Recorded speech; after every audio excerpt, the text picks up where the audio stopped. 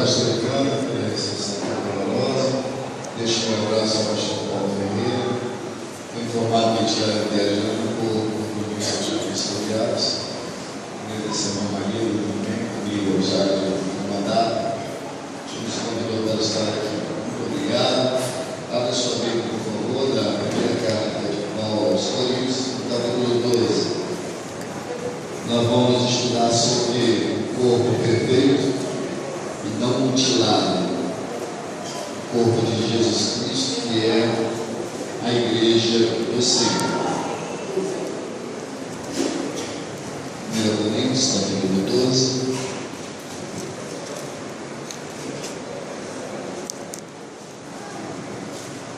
Vamos ler do 12 em diante, já foi feita a leitura. Gostaria que vocês acompanhassem comigo. Que os irmãos acharam, amém? Amém. Porque assim como o corpo é um e tem muitos membros, todos os membros, sendo muitos, são um só corpo. Assim é Cristo também. Pois todos nós fomos batizados em um Espírito, formando um corpo, que é judeus, que é grego, que é céus, que é livres, e todos temos bebido de um Espírito. Porque também o corpo não é um só membro, mas muitos. Se até disser, não sou mão, não sou do corpo, não será por isso do corpo? E se a orelha disser, porque não sou olho, não sou do corpo, não será por isso do corpo? Se todo o corpo fosse olho, onde estaria o ouvido? Se todo fosse ouvido, onde estaria o olfato? Mas agora, Deus colocou os membros do corpo, cada um deles como quis. Se todos fossem um só membro, onde estaria o corpo? Agora, pois, há muitos membros, mas um só corpo. Agora vamos para o versículo 25. Para que não haja divisão do corpo, mas antes tenham os membros igual cuidado dos outros, de maneira que se um membro padece, todos os membros padecem com ele, e se um membro é honrado, todos os membros se regozijam por ele. Ora, vós sois o corpo de Cristo e os seus membros em particular. Amém? Podem sentar-se. Muito obrigado.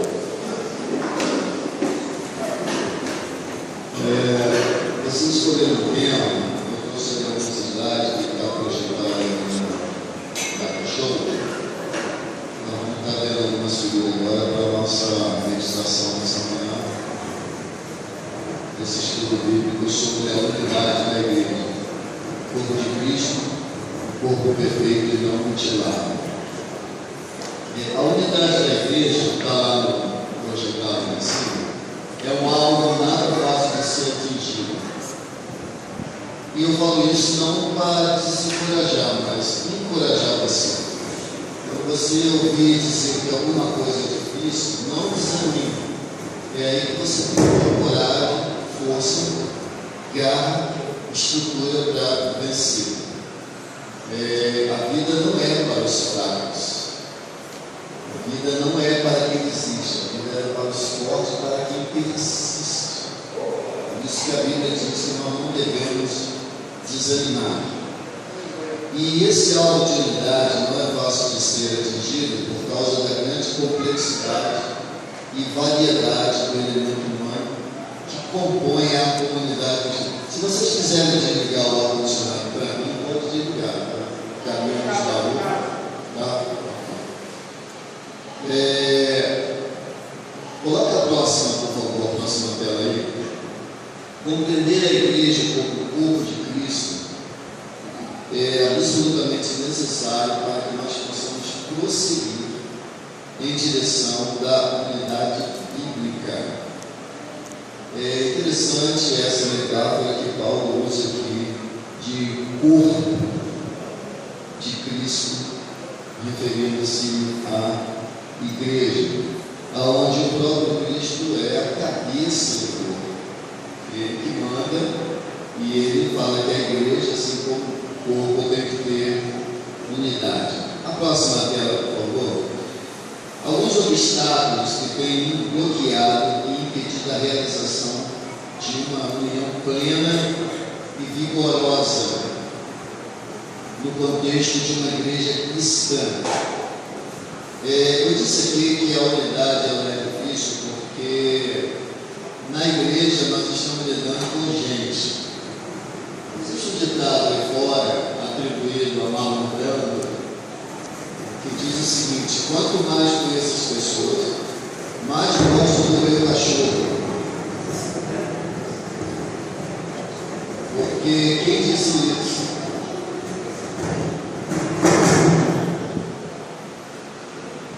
Amém.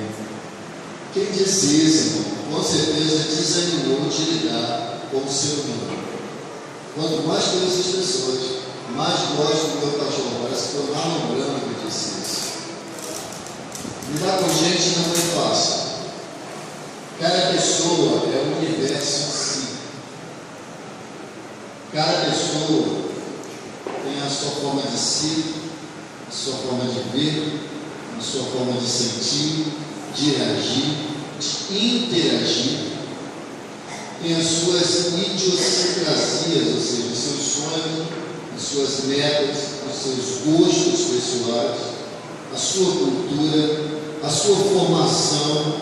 Cada uma vem de um seio de uma família diferente. Cada pessoa pensa por si em particular. E quando você coloca essas pessoas no mesmo ambiente, você procurar a unidade, essas complexidades do ser humano às vezes trazem muito barreira para que a unidade seja alcançada. E existem algumas dificuldades para se conseguir a unidade na igreja. E existem também alguns obstáculos que eu gostaria de falar deles um pouco aqui nessa manhã, que são, coloca aí, por favor, na próxima tela, por favor, querido. O primeiro obstáculo é o orgulho. O segundo obstáculo é a natureza humana. Nós somos seres ambíguos, irmãos. Nós somos seres paradoxais. Um dia estamos alegres, no outro estamos tristes. No dia somos capazes de amar, no outro somos capazes de odiar. Num dia nós queremos a unidade na igreja, no outro é bem possível que nós queremos que haja divisão, porque tem que dividir mesmo. Você pode ver aí no Brasil o número de denominações cristãs que cresce a cada dia. Terceiro, a ausência de amor, que Paulo vai falar que é o vínculo da perdição. E o quarto é o julgamento. Se queremos obter unidade, é claro que não são só esses obstáculos que podem atrapalhar. Tem muitos outros, mas eu gostaria de falar desses 4 obstáculos e também um que eu não mencionei aqui, mas vou falar adiante. Pois bem, o próximo slide, por favor. O que é o orgulho? O orgulho, irmão, é o pecado chamado de soberba, arrogância, altivez. Ele é chamado por Tomás de Aquino como um pecado mega capital. É um pecado capital. Capital do latim cabeça, caput, cabeça, que lidera outros tipos de pecado. É o pai de todos. É o pecado descrito por Tomás de Aquino, teólogo, chamado de pecado fora de série, que é o orgulho, que é a soberba, que é a altivez, é a vanglória, é a glória vã, é gloriar-se naquilo que é vão, vazio, não tem consistência, não tem conteúdo em si mesmo. E para Tomás de Aquino, essa interpretação de vão, de vazio, coloca a próxima tela, por favor. Pode ir clicando, querido, que até encher as telas, tá? Isso, já coloca outra, por favor. Coloca outra. Você daí já consegue. Enche a tela com as letras. Isso, aí deixa aí, para mim compartilhar com os irmãos. Pode encher, tá? Pode clicar. É vão aquilo que não tem substância em si mesmo. É falso, é mentiroso, não tem consistência, não tem solidez em si mesmo, e é aquilo que não é capaz de realizar o fim para o qual foi criado. Nós fomos criados para a glória de Deus. Quando uma pessoa procura a glória que não seja a de Deus, ele está procurando uma glória vã, vazia, sem consistência e mentirosa. É um remédio em vão, um esforço em vão, um trabalho em vão. Assim é que nós podemos ser vítimas da vanglória quando eu me glorio em mim mesmo, mas eu não tenho substância em mim mesmo, porque eu fui criado. Eu não sou criador de nada, eu sou criatura de Deus e agora filho pela adoção em Cristo Jesus. Eu não tenho conteúdo em mim mesmo, e o que eu tenho não é meu. E na igreja é assim: o talento de cantar não é seu, foi Jesus quem deu. O talento de pregar não é meu, foi Jesus quem deu. O talento de tocar foi Jesus quem deu a glória dele para o nome dele. Isso é muito perigoso. O orgulho dentro da igreja é o pecado mega capital que divide e não une ninguém. Olha o que ele diz na próxima tela, por favor, enche a tela lá, cadê? Eu gosto desse versículo que está na mesma carta do tema de vocês, porque quem te faz diferente? E que tens tu que não tenhas recebido? E se o recebeste, por que te glorias, como se não houver recebido? Eu vou repetir. Porque quem te faz diferente dos outros?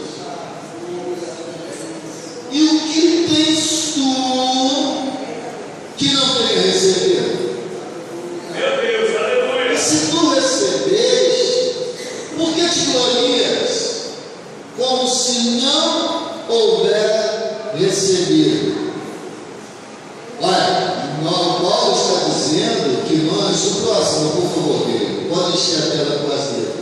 O que o apóstolo Paulo escreveu nos traz uma compreensão bíblica a respeito do ser humano. Primeiro, nós não temos substância em nós mesmos. O ser humano não tem substância em si mesmo. Ele foi criado. Tudo que ele tem é Deus quem dá. O ímpio não reconhece isso, mas os filhos de Deus não conhecem, amém, irmão? Não é autoexistente. Autoexistente só Deus. Não tem conteúdo de si mesmo. Tudo que ele tem, o tem porque recebeu de alguém. Então o ser humano é um ser vão. O ser humano passa, e tudo que ele tem é efêmero. E se tem que ser usado para a glória de Deus. Querer é poder. Aí no mundo o pessoal diz isso, eu vou ter uma interrogação. Para nós, cristãos, o querer serve apenas para tomar consciência da nossa falta de substância e consistência. Quando Paulo escreve Romanos, ele diz assim: o bem que eu quero, esse eu não faço. Olha, se querer é poder, eu poderia fazer aquilo que eu quero. Mas o mal que eu não quero, esse eu faço. Miserável homem que sou. Meu Deus, aleluia! Você às vezes não quer brigar com a sua esposa, mas você briga. Você às vezes não quer falar mal do pastor, mas você fala. Você às dentro da igreja, mas você compete, é a natureza humana.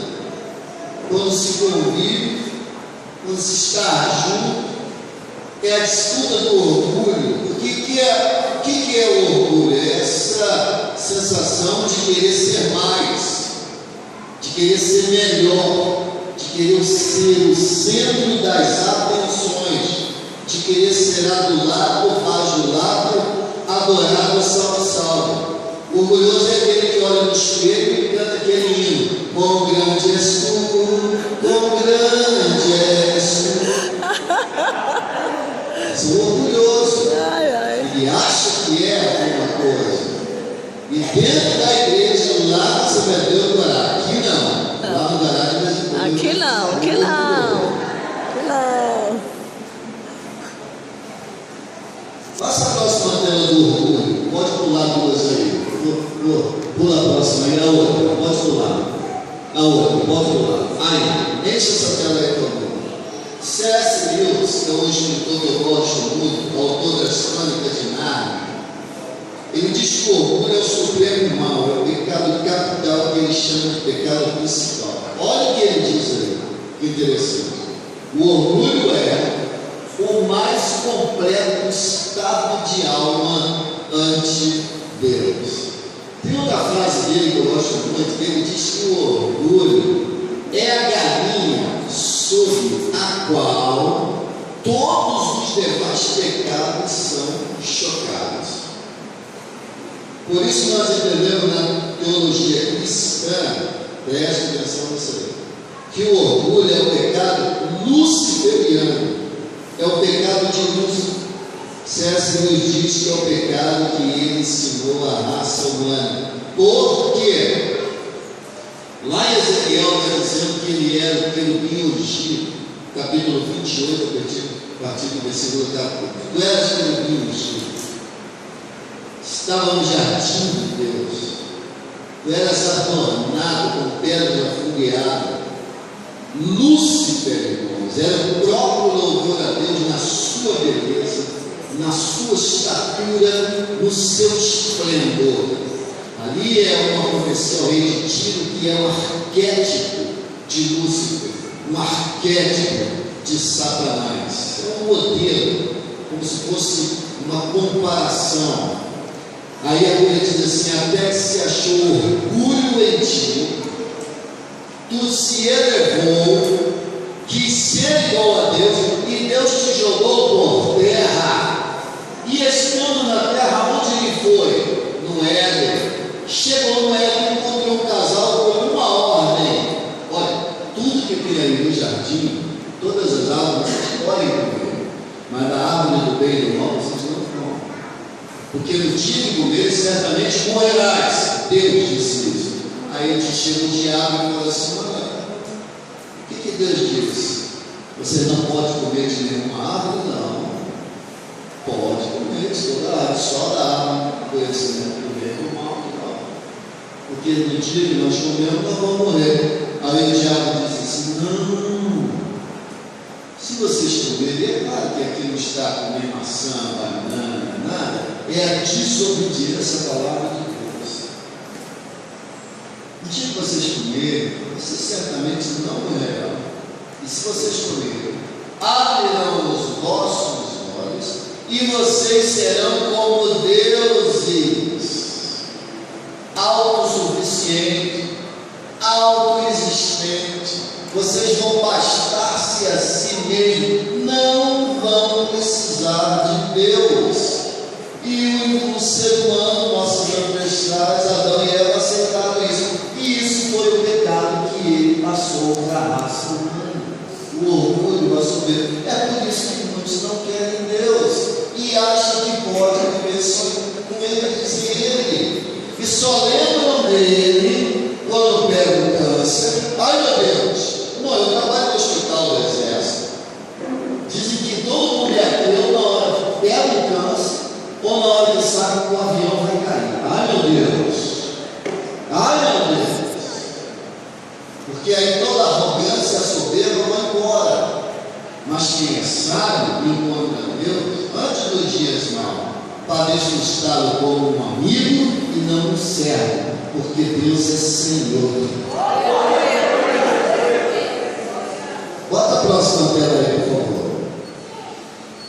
Em Isaías também descreve que o pecado de Lúcifer é a queda desse anjo de luz chamado Lúcifer. Quem criou o diabo? Uma perguntinha muito interessante. Por que Deus criou o diabo? Não. Deus criou Lúcifer. Lúcifer transformou-se no diabo quando ele quis ser igual a Deus e colocasse no seu trono, no lugar do diabo, de Deus.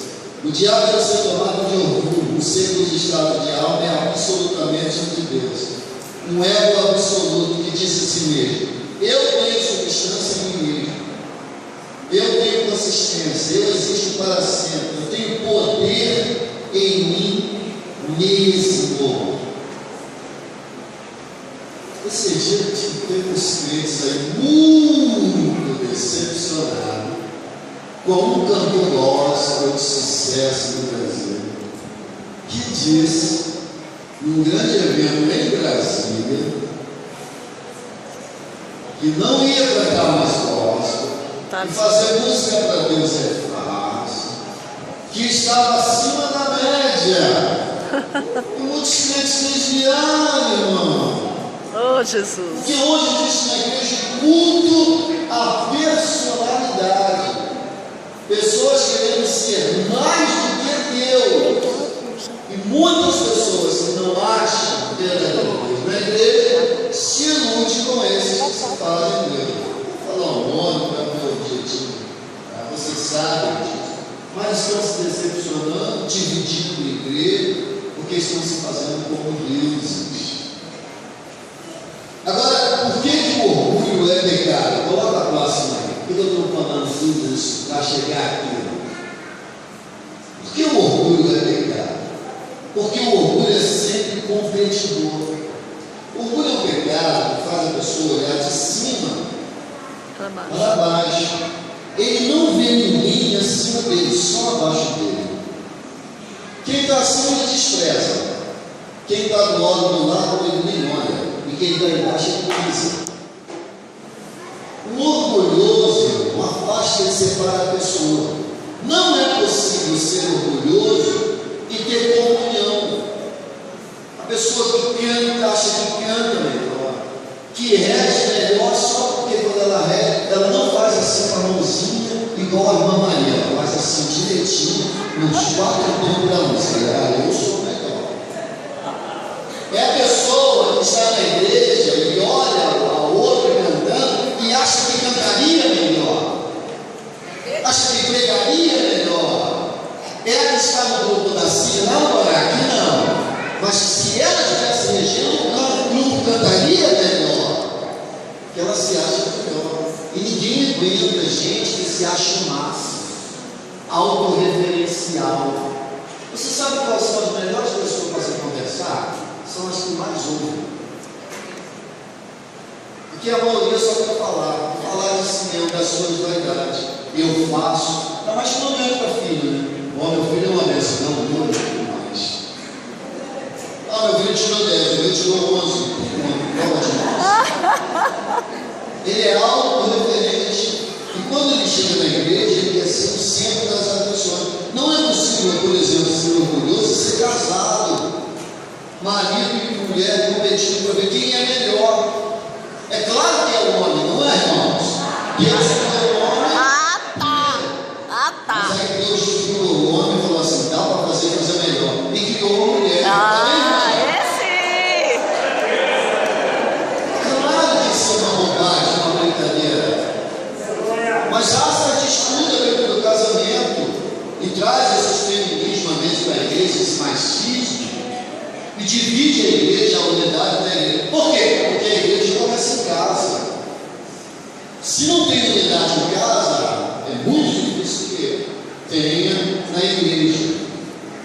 O casamento onde um dos cônjuges é orgulhoso vira um inferno crônico. Olha para lá, coloca a próxima aí. Não se considere, volta até lá. Não se considere mais do que você é.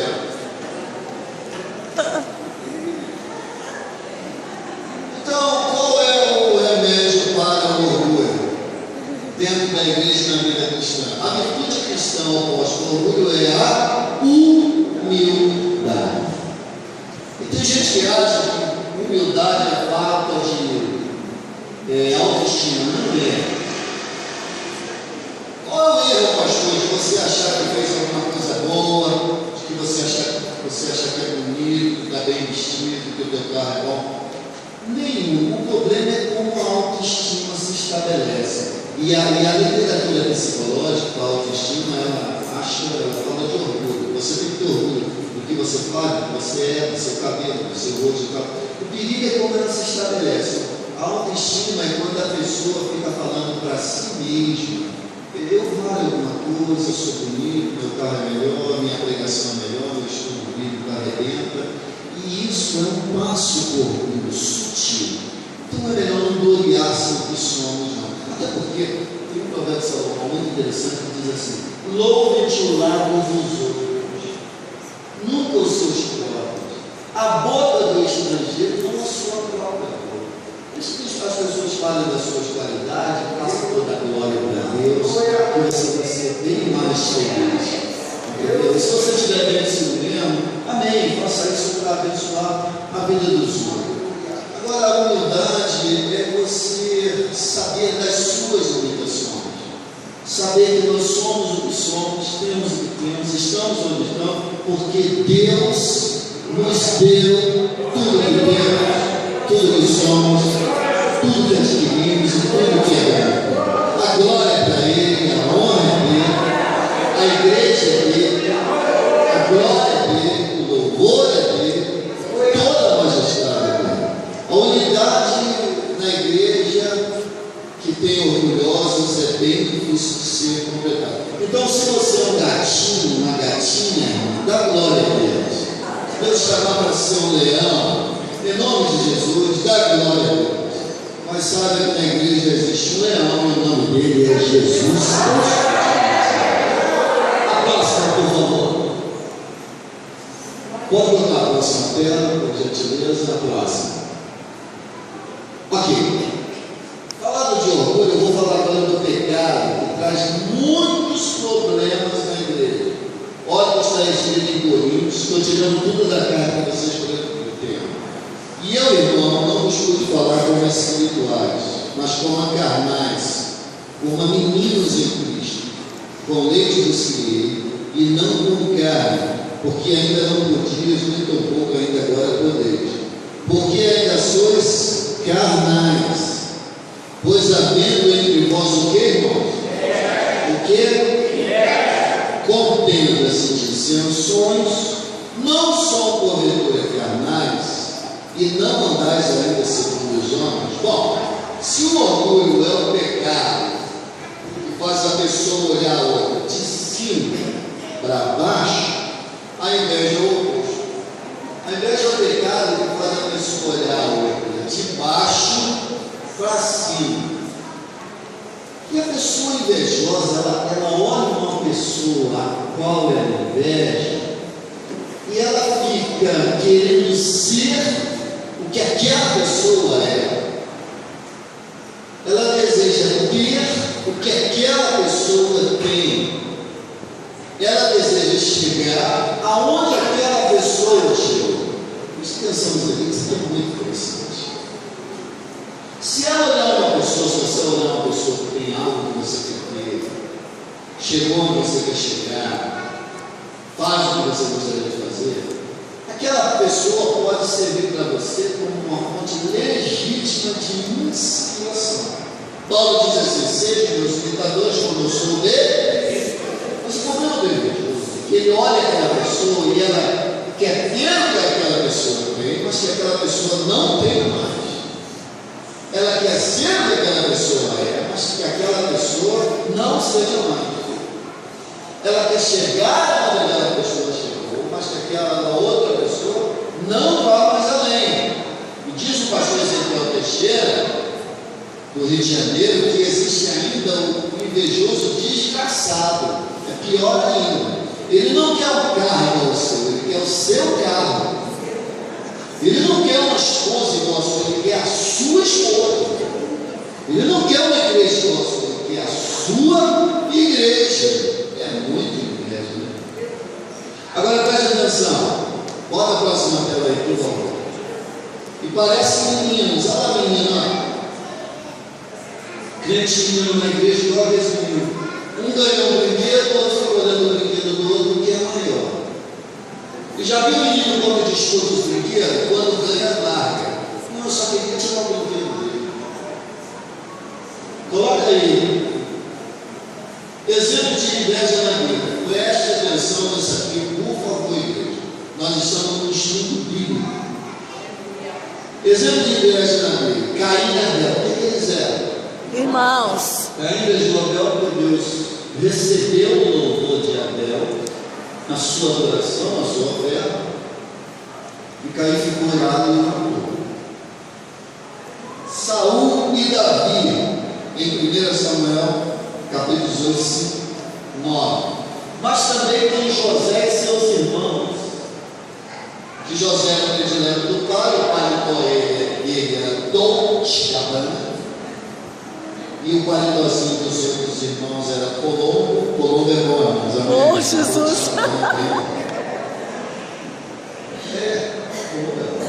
Uma dor de Labã é mais caro.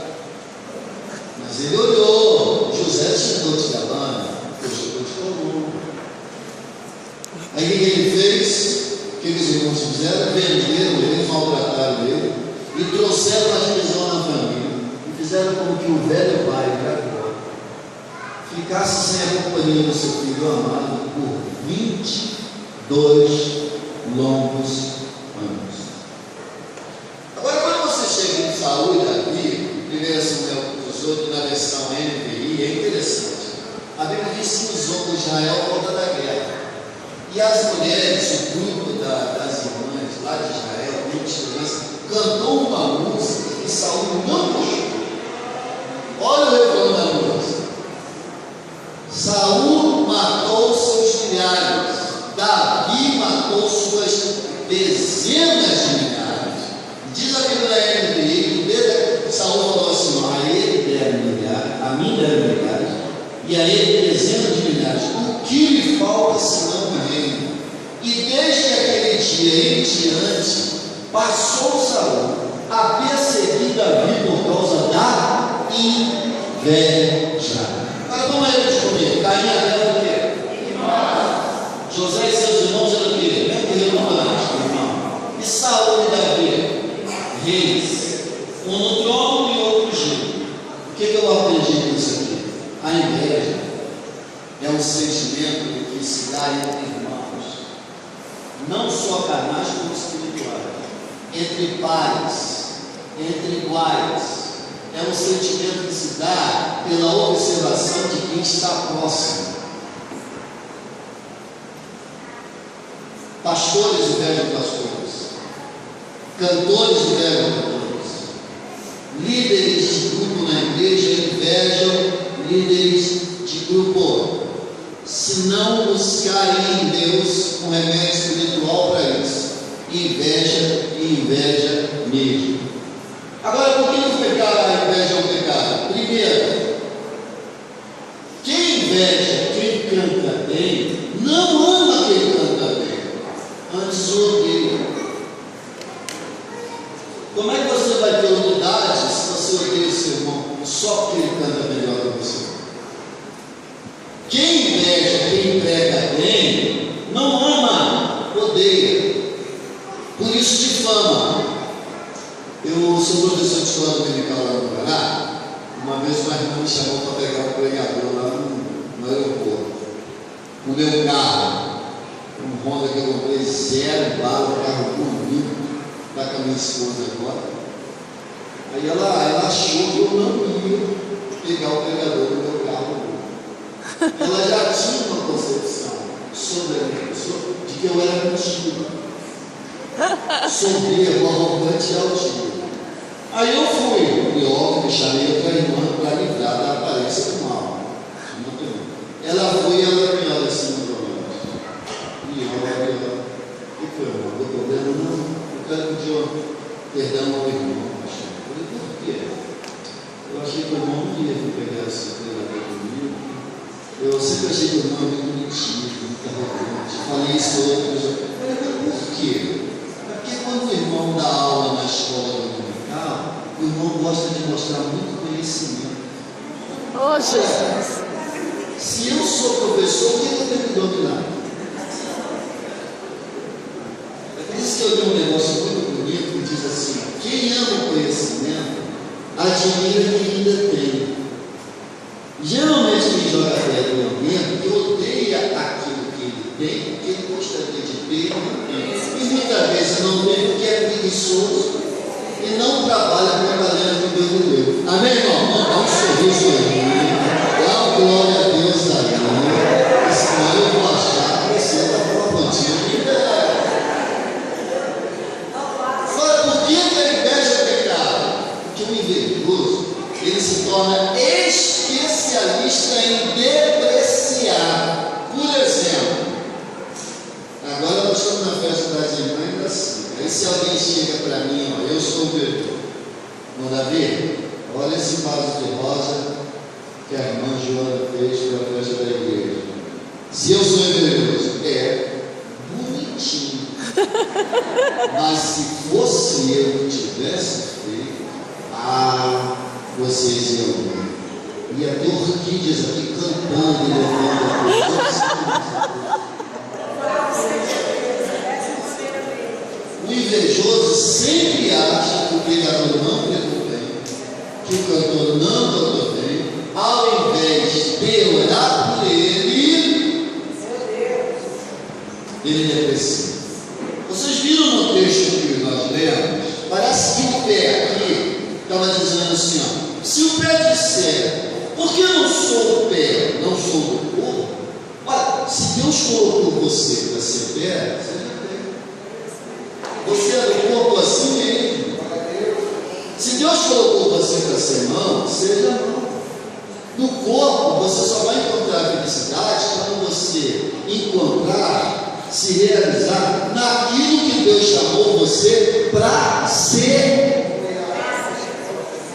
Irmão, o Senhor não precisa brigar com ninguém. Qual é a relação que tem a orelha com o olho, anatomicamente?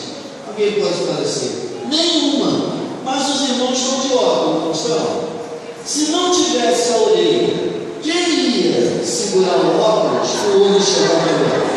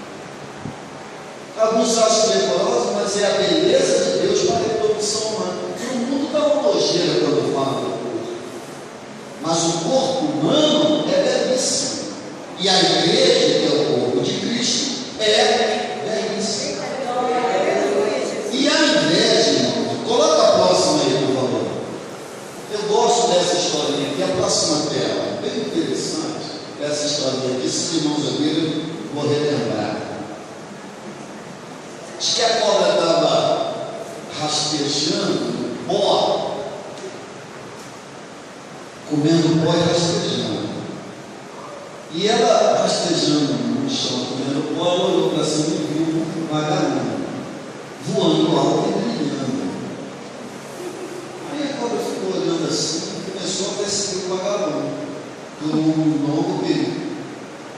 longo caminho. E sempre que ela passava num elevado do caminho, ela tentava dar um bote para pegar o vagabundo e matá-lo. E isso ela fez todo um longo percurso no caminho. Dava um bote, ela matava. Aí o vagabundo cansou daquela perseguição, parou e falou assim: agora, eu posso fazer 3 perguntas? Aí agora disse assim: pode, já que eu vou te devorar, acabar contigo, te destruir, pode. Primeira pergunta: eu te fiz algo mal? Agora não. Segunda pergunta: eu sou da sua cadeia militar? Não. Terceira pergunta: por que você quer me matar, me destruir, me ofuscar, acabar comigo? Aí a Bárbara falou: é porque eu não suporto ver você brilhar.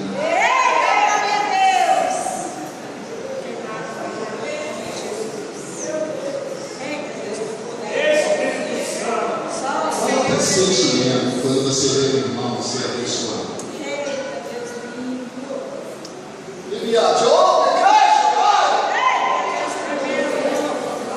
Às vezes o diabo está dentro da igreja com paletó e gravado, crentinho, mas dentro do coração dele, ele não suporta ver o outro.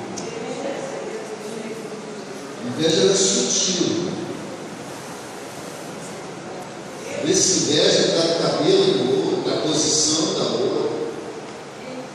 Ela é líder, ela canta, ela rege, mas no fundo, ele inveja. O pecado da inveja também procede dessa cobra. E ele é brutal. Ele deixa a pessoa má. Coloca a próxima aí, por favor. Invejoso ou não? Ele não divide, não pode colocar o desejo aí. Olha lá. O egoísta, ele é egoísta, só que é o cobertor para ele. E o invejoso fica dando essa situação. Olha a outra, olha. O estilão mesmo, mas tem um norte diferente na cor. É razão para o invejoso. Aí tem uma outra historinha que eu gosto muito, que diz que se encontraram o egoísta, o invejoso e o rei. Vinha um egoísta e o invejoso andando pela estrada. Aí chegaram e encontraram o rei. O rei falou: olá, egoísta. Olá, invejoso. Tudo bem? Tudo bem. Olha, hoje eu estou de bom humor, estou alegre, o reino está prosperando. Eu vou dar um presente para cada um de vocês. Mas o que pedir primeiro, eu vou dar em dobro para o outro. Quem pedir primeiro, eu vou dar em dobro para o outro. Mas disse que o egoísta falou assim: se eu pedir primeiro, o rei vai dar o que eu pedi em dobro para ele. O meu egoísmo não suporta isso. Eu quero só para mim. Aí o invejoso, por sua vez, lá com seus botões: se eu pedir primeiro, o rei vai dar em dobro para o egoísta. E a minha inveja não vai suportar isso. E os dois ficaram quietos. Irmão, o tempo está acabando. Quem vai pedir primeiro? Quem vai pedir primeiro? Aí o invejoso: eu peço, majestade. Mas lembre-se, o que você pedir, eu vou dar em dobro para o outro. Aí o invejoso: eu sei disso, por isso que eu vou pedir primeiro. Tá bom, invejoso. O que você quer? Majestade, me arranca um olho.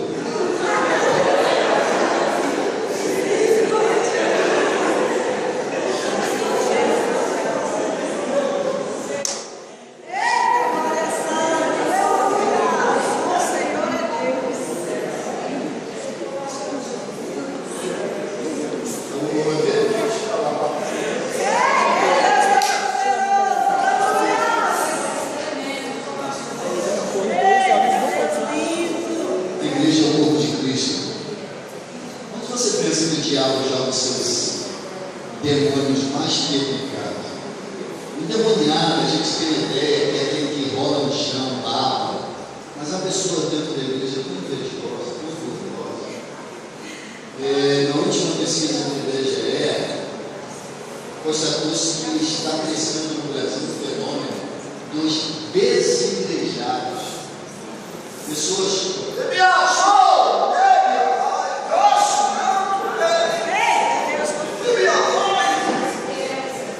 Pessoas que não querem mais ir à igreja, que é justamente na igreja, onde estão sendo mais perseguidas, invejadas, feridas, difamadas, odiadas, desprezadas, mal amadas ou não amadas.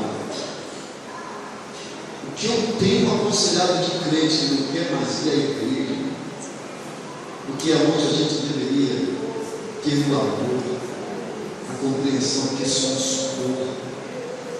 A Bíblia diz assim: ó, como tão suave é que os irmãos vivam em mim. Implica dizer que aonde não há unidade, não tem união, o lugar não é bom, é ruim. O lugar não é suave, é pesado.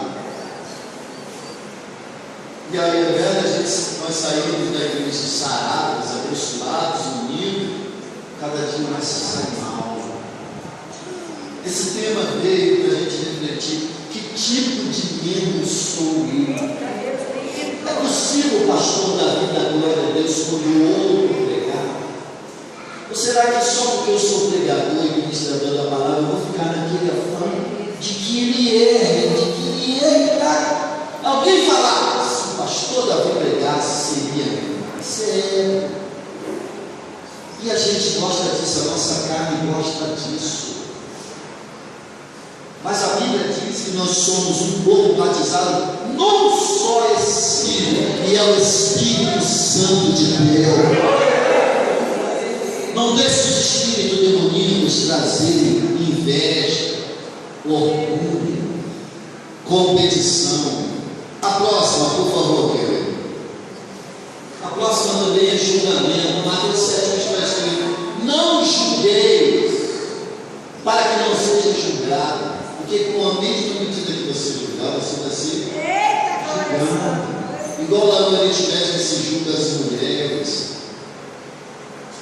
Julgamentos precipitados que levam a pedrada. E se na igreja não tem pedrada física, tem pedradas verbais, difamação. Eu aprendi, uma vez eu cheguei na igreja, eu era mais novo, lá no Pará, e tinha a irmã Maria Guedes, uma mulher riquíssima, mas serva de Deus, e ela era a responsável pela cantina da igreja, e ela comprou uma moça muito bonita. E tem uma tendência de pessoas que, às vezes, olham as pessoas ricas, tem uma tendência de, a princípio, achar que todo rico é soberbo, é metido, aí faz um culto à pobreza, uma coisa impressionante. E eu achava que a irmã Maria Guedes era soberba, mentira. Até que um dia eu cheguei na igreja com a minha esposa, a gente nem tinha filhos ainda. Ela falou assim: um casalzinho 20 da igreja chegou do Rio de Janeiro, agora eu quero convidar vocês para ir lá na minha casa jantar.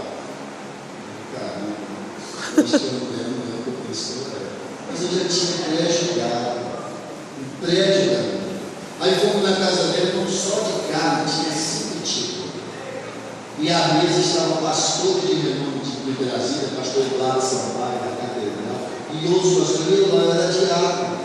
E ela serviu a mesa, sentou lá no canto, como se fosse uma serva de todo mundo que estava na mesa. Não julgue pela situação. Às vezes na igreja a gente já faz um estereótipo da pessoa por causa das nossas próprias mazelas, dos nossos próprios pecados, das nossas idiosincrasias. E isso não vai dar certo. Nós temos que buscar a unidade e não ficar de julgamento precipitado. A próxima, para a gente ir para o final. Como responder a tudo isso? É quando você traz o seio da igreja o amor. Como João 13, 34, 35, Jesus diz: porque um novo mandamento vos dou.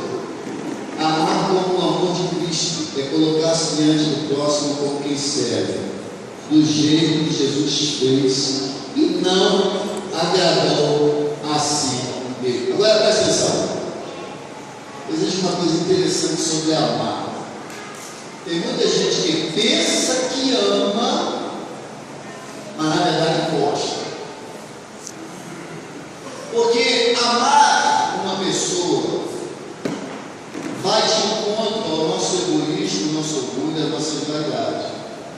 E geralmente as pessoas escolhem a quem amar. E quem gostariam de amar? Quem parece comigo no seu gosto pessoal?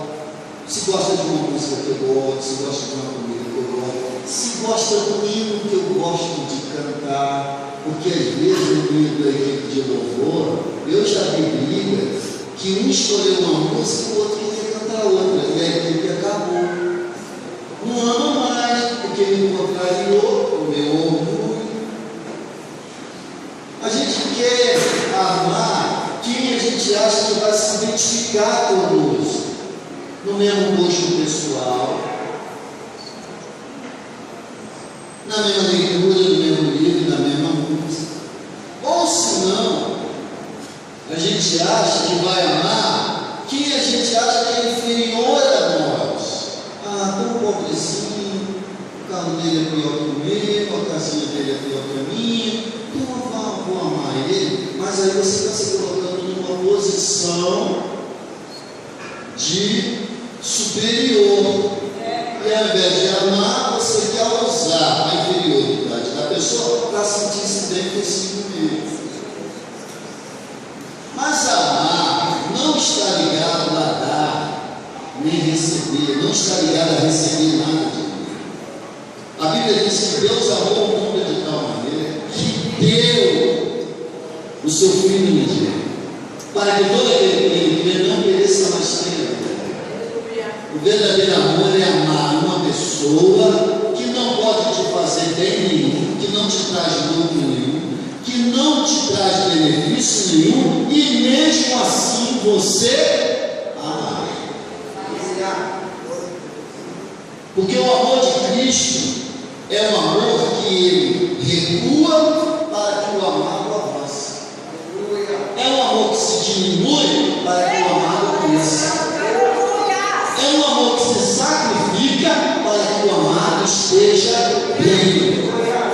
É um amor que não se eleva, mas se humilha a si mesmo para que o amado cresça e seja abençoado simplesmente porque é amado. O amor de Cristo ama, mesmo com a possibilidade de não ser amado. Ele amou a Pedro e Pedro negou ele. E quando ele vai lá buscar Pedro, ele não falou traidor ou vacilante, que ele grita: filhos, tente alguma coisa para comer. Aí chama eles para a praia. E Adam C. de Barros, no seu excelente livro 12 Homens em uma Missão, ele descreve essa cena muito interessante de Jesus com Pedro na praia. Ele chama Pedro e fala com Pedro assim: Pedro, tu me amas? Senhor, eu te amo. Aí ele diz assim: apacenta meus cordeiros. Segunda vez: Pedro, tu me amas? Eu te amo, Senhor, apacenta Pedro. Pedro, tu me amas? Aí ele diz assim: Senhor, tu sabes de todas as coisas. Pedro ficou com isso. Mas no grego, esse que é a língua da qual o Novo Testamento foi escrito, inclusive o Evangelho de João, ele dá um diálogo bem interessante com Jesus com Pedro. Jesus fala assim: Pedro, tu me amas? Aí Pedro fala assim: não, Senhor, eu te filé. Por quê? Porque o grego usa 3 palavras para o amor: eros, erótico, erotismo, amor entre homem e mulher; ágape, o amor perfeito de Deus, o amor que ama mesmo sem se amar; ama porque ama e porque é amor. E o amor filéu, que é o amor de amigo, às vezes é o amor de amizade, de amigo. É o amor imperfeito, e às vezes o amigo também trai e magoa. Então Jesus pergunta assim: Pedro, tu me ama? Aí Pedro: não, Senhor, eu te filé. Eu te amei com um amor vacilante, eu achei que era fiel, mas não sou. E eu te neguei. Aí Jesus fala assim: mas eu não desisti de você, não. Eu te perdoo e te dou uma nova chance. Apacenta meus cordeiros. Pedro, tu me ama, Senhor, eu te filé. Pedro, você me ama com um amor imperfeito, mas o meu perfeito amor te aceita e te traz de volta. Pedro, tu me ama porque tu sabe de tudo, Senhor. Quando tu era novo, te sentia tímido, você é imaturo na fé. Mas agora que tu és mais maduro, o próprio Deus sentiu a ele e deu a ele um amor poderoso. E o vacilante Pedro, que achou que não ia ser mais nada, por isso que voltou para a festa, e Jesus chamou ele de novo, é o pregador do Pentecostes, que quando pregou, quase 3.000 almas se converteram. Você pode aplaudir esse negócio?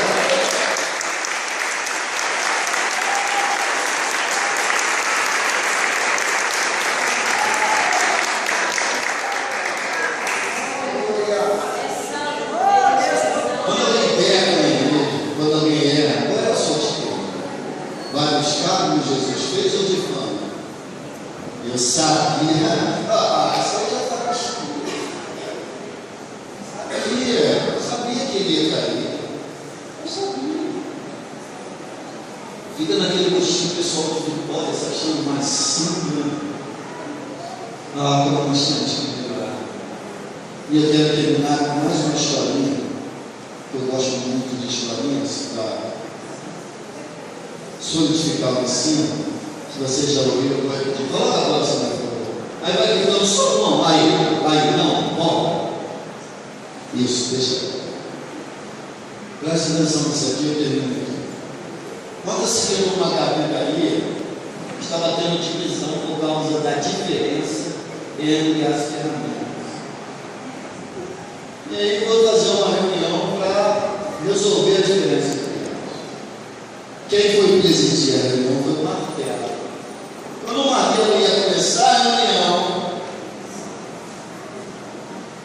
a lista tomou uma palavra. Coloca a lista aqui. Falou assim: você não pode liderar a reunião. Por quê? Porque você é duro, martelo.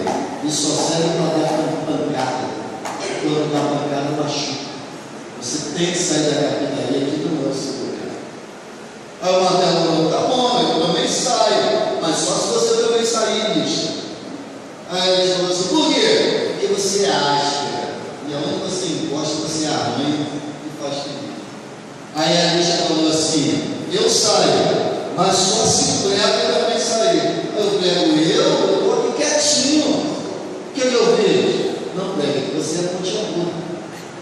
E aonde você toca, você faz feridas profundas, machuca profundamente quando não mata. Aí o prego, eu também saio, mas só se o médico também sair. Aí o médico falou assim: é porque você acha que é o padrão de medida, e que todo mundo tem que ser medido pelo seu padrão. Ficou aquela confusão na carpintaria e todo mundo queria ir embora. A carpintaria acabar, fechar e ir embora. Até que o carpinteiro entrou naquele lugar, pegou a madeira, lixou a madeira, pegou o martelo, pegou o prego, jogou uma madeira na outra e fez um lindo armário, dando a lixadinha, deixando por ele. No final, coloca o serrote aí. O serrote usou a palavra e falou assim: amigos, irmãos, nós temos as nossas diferenças, temos os nossos defeitos, temos os nossos pecados, os nossos vícios. Mas quando o carpinteiro entrou e usou cada um de nós, ele não viu os nossos defeitos, os nossos vícios. Ele pegou e usou as nossas qualidades e fez um lindo armário para o mérito dele, para a glória. Na igreja existe um cabeça que é conhecido pelo nome de Jesus, que é o carpinteiro de Nazaré. Se você deixar o carpinteiro usar você aqui dentro, você vai ter unidade na igreja. E nada do que você vai fazer, você vai se achar melhor. Fazendo como a Bíblia diz ao Filipenses, tendo o mesmo sentimento que eu em Jesus Cristo, que sendo em forma de Deus, não teve por usurpação, ser igual a Deus. E Paulo vai dizer: considerar o outro melhor do que você mesmo. A unidade não é isso. Porque